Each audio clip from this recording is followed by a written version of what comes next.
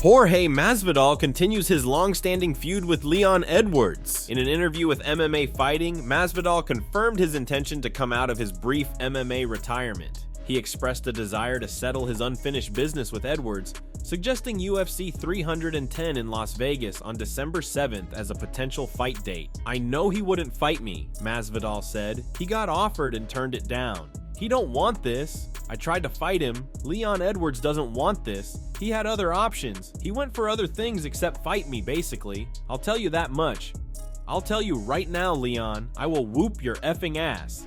Masvidal continued, "Let's go. I don't know, maybe December 7th in Vegas, maybe next year at the Super Bowl? I don't know, but I'll beat the F out of your little skinny ass." Masvidal's UFC comeback is still uncertain, both in timing and potential opponents. However, the Miami native appears to be gearing up for it, training intensively at the American Top Team. Recently, he was seen working with former Bellator champ Yaroslav Amosov, who is rumored to be heading to the UFC after entering free agency.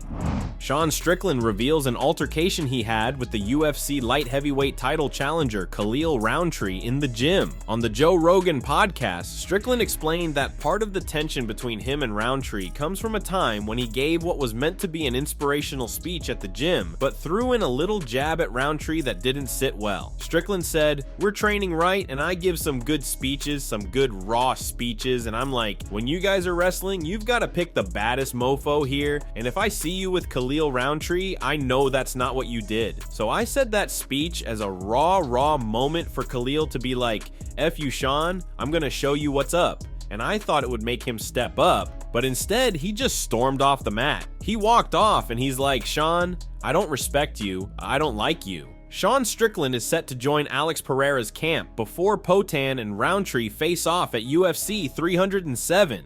In order to get acclimatized to the elevation of Salt Lake City, which sits around 1,300 meters above sea level, Pereira is already in Utah and admitted that he was finding the training at altitude hard. "What's up, people? Today we are here in Salt Lake City. Productive day. Right, Glover?" stated Pereira on the latest episode of his UFC 307 Fight Camp YouTube series. "2 training sessions. We trained today at 11 a.m. and trained for 1 hour and a half. It's hard at the altitude. We did it one time here before when I fought Blachowicz. That was 2 weeks. Now it's 3 weeks, so I think it will be better timing. We have a good team, and Sean Strickland will be here with us next week. The whole crew is here. Very happy and excited. With all this preparation, for me, it's been very good to do this. Come here 3 weeks earlier." Pereira and Strickland first faced each other back in July 2022, with Poatan scoring a brutal first-round knockout. Since then, the two have seemingly become good friends, with multiple videos being shared of the pair of superstars sparring each other out in Las Vegas. Dan Hooker reacts to Chandler versus Oliveira fight. After his stunning win over Mateusz Gamrot at UFC 305 landed him in the top 5 at lightweight, there had been rumors that Dan Hooker might get the fight with Oliveira. However, it came as a shock to many when it was announced that the former champion would instead rematch Chandler at UFC 309. "It is what it is," Hooker told Submission Radio when asked about the announcement. "I get why they kind of put that fight together. That's a big fight for the division, but I don't know. It's a weird fight. I was kind of trying to justify the fight, but no, it's just a weird fight. Yeah, that might be just because I might have something up my sleeve as well too there, brother. Might have a little something on the fire there, but it must be good if I'm saying nothing. I get why Chandler would want the fight. Obviously, if he gets past Oliveira, the UFC has kind of promised him a title shot, but I don't know too much about what Charles will get out of it. I can't see it like the fight is amazing. At our level, at the top 5 or 6 in the division, all of these fights are a coin flip. Mihcael Chandler claims he could still face Conor McGregor after UFC 309.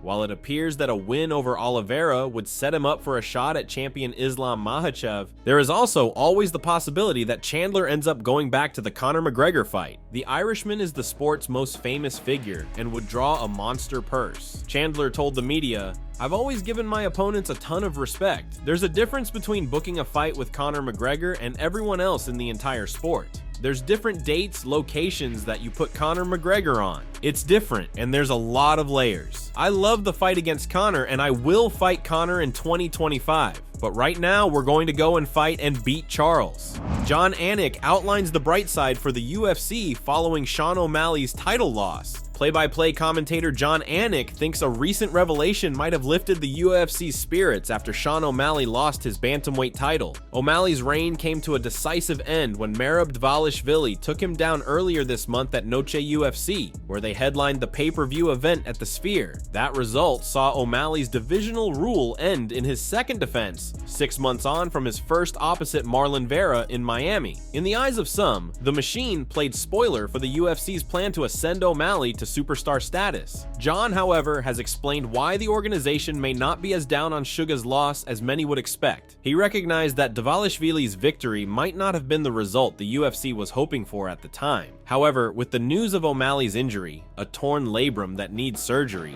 he suggested that the title change could turn out to be a blessing in disguise for the promotion. I think the good news if you're looking for a silver lining for the UFC is that had Sean won this fight, maybe this hip injury would have had to be repaired anyway, right? And then you wonder if you need an interim champion. So I think right now, your new champion is pretty durable and willing to take on all challengers. And a murderer's row, of course, awaits Sean O'Malley with the Corey Sandhagens of all the world and everybody else. There are a lot of dream-type matchups at 35 for fight fans, right? Even Sean O'Malley and Dominic Cruz make some semblance of sense right now, so there's a lot of different fights at 35 that make a lot of sense. It's still unclear when O'Malley will get the chance to make his comeback in the cage, with the former champ mentioning timelines of anywhere from 8 months to a full year off. In the meantime, fans can expect to see plenty more social media posts from him claiming victory over Dvalishvili, along with numerous community notes on Twitter. Dana White praises Joe Rogan as the greatest to ever do it for combat sports commentators. "I consider him the greatest to ever do it," Dana told the Two Bears, One Cave podcast. All these guys that have ever done any type of commentating on combat sports before this. Rogan is by far the best. To go in and call fights is not easy to do. It's very hard to do, White said. Rogan came and right off the bat started doing it. What was brilliant about Joe and why he was so instrumental in helping us build this sport, nobody was ever going to understand the ground game. Rogan would walk you through in detail while it was happening. He would be one step ahead of the fighter actually as it was taking place, walking you through, and Rogan would lay it out. We couldn't have hired anybody else that would have done it. Joe Rogan indeed has had a significant impact on MMA, both as a commentator and a cultural figure. His role as a color commentator for the UFC has helped elevate the sport's visibility, providing fans with insightful analysis and engaging storytelling during fights. Rogan's ability to explain complex techniques and strategies in a relatable way has made MMA more accessible to casual viewers. Thanks for watching, and don't forget to subscribe for daily MMA news.